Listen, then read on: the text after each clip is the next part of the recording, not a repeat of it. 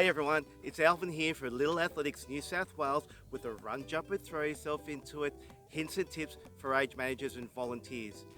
The aim of these videos is to make things easier for you to help out at Little Athletics. So for today's event, we're going to be looking at before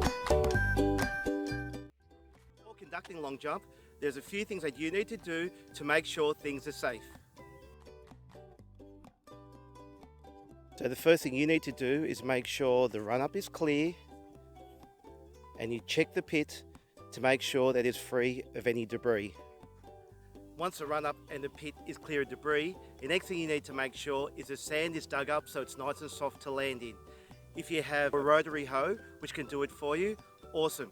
If not, you have to use your muscles. What you will need is a shovel, a rake, and a broom.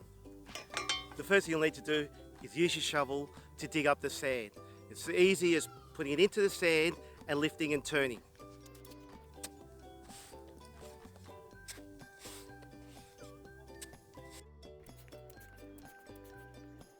You'll have to guesstimate how far the kids will jump and you'll have to dig that far out.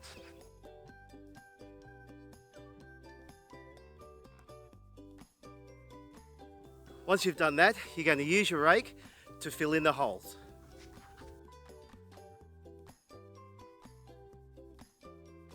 Here's a little hint for you. Make sure that you're always pushing the sand towards the middle rather than pulling it out to the side, because after a while you'll find there'll be a valley. But on the other hand, you want to make sure that you don't also make a big mound in the middle. The next thing you want to do is use your broom just to smooth everything off a little bit to make it nice and flat.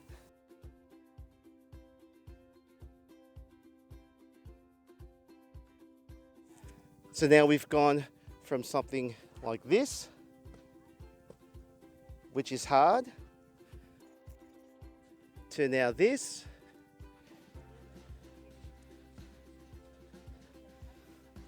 which is nice and soft for landing.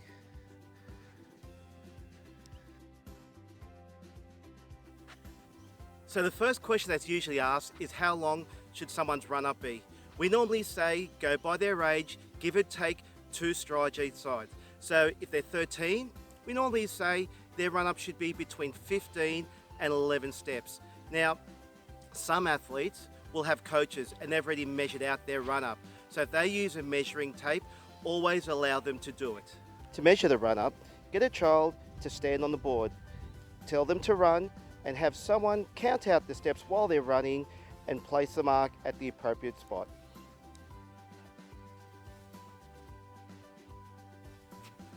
Now always get that same child just to double check that they're near or onto the board.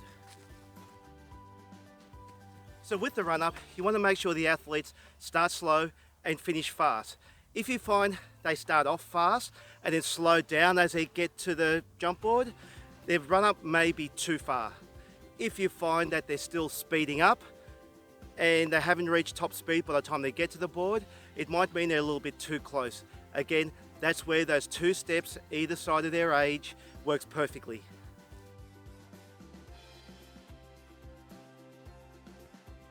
So in long jump, you basically have 2 different types of takeoff areas.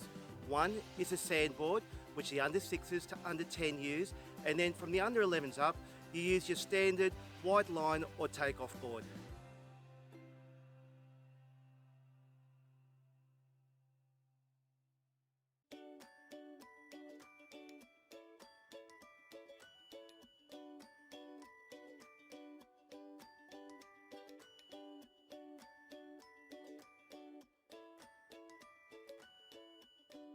So if you're wondering how to make those sandboards, your centre should have a rectangular frame that you can use as a guide to making the boards. Some centres, instead of using sandboards, they may use sand mats. And what they do is they put the sand on top of the mat, which makes it a lot more portable.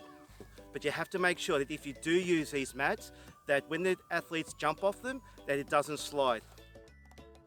The under 11s to under 17 do not use a sand takeoff area. They use a board or a mat measuring 1.22 meters by 20 centimeters. This is set no closer than 1 meter from the pit, but no more than 2 meters back.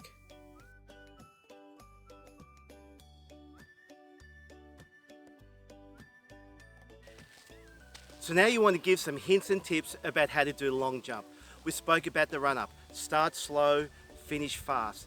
The next thing you want to do is make sure that they take off from 1 foot, landing on 2 feet.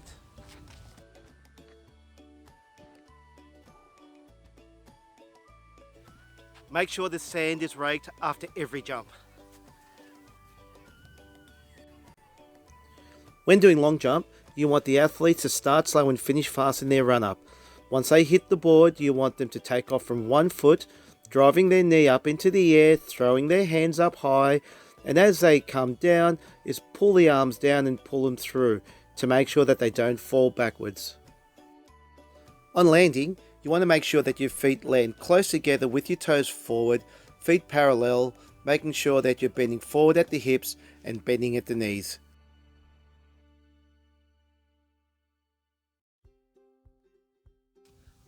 So when is a foul recorded? It is a foul when any part of the takeoff foot goes over the front edge of the takeoff area. So on this jump mat, the yellow indicates the takeoff board and the green is the foul area.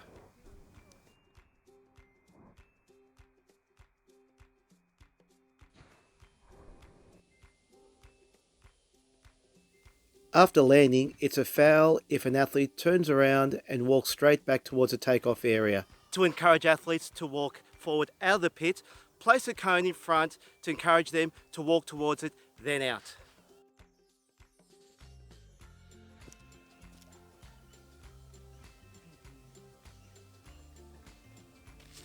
You can also foul an athlete if you deem that they are purposely jumping in a silly or dangerous manner, or at least warn them.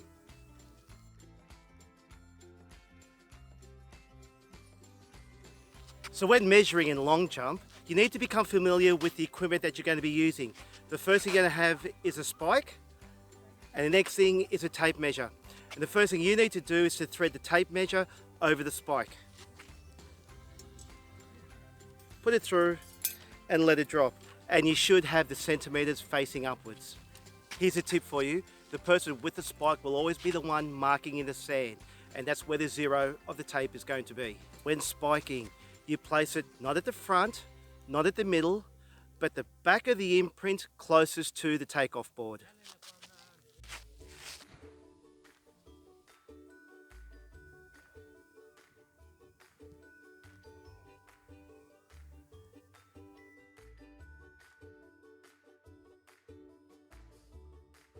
If you have found they've fallen backwards and their hands go back, we take it from the closest break to the takeoff board. In this case, it's the hand.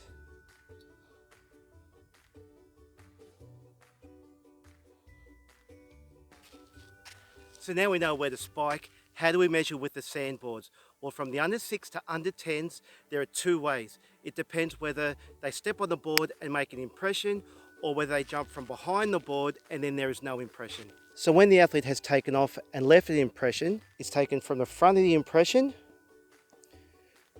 to the closest break in the sand. And for this jump, they've jumped 4 meters and 30 centimeters. So that's what happens when they make an impression from the takeoff area. Now, if they haven't made an impression, the measurement now is actually taken from the back of the takeoff area, not the front. Always from the back of the takeoff area when you're using a sandboard. Now we have to make sure that it's perpendicular to where they've landed, which means it has to come straight back. So how do we make it perpendicular? Let me show you an easy trick to do. This is where you need the broom. So don't forget, you're going to have someone holding the spike in the pit. And all I did was extend the back of the line using my broom and then just pull the tape across to make sure it's perpendicular or a right angle to the back of that board. So when it comes to the under 11s to under 17s, the spike goes out as normal, but this time all the measurement is taken from the front of the takeoff area. And it doesn't matter whether they've jumped from on the board or behind the board, always taken at the front and always taken perpendicular to the landing.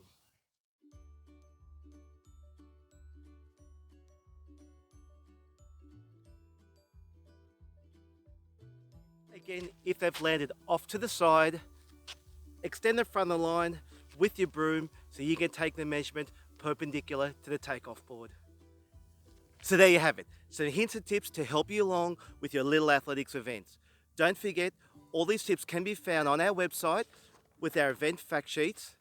Also, check out our YouTube channel where you can find playlists such as our Little Athletics at Home videos, where kids can practice their athletics at home using modified equipment that they can make themselves. We also have videos with coach interviews and how-to videos as well. Well everyone, I hope you enjoyed the video. I hope you feel a lot more confident in helping out Little Athletics, but just remember a couple of things.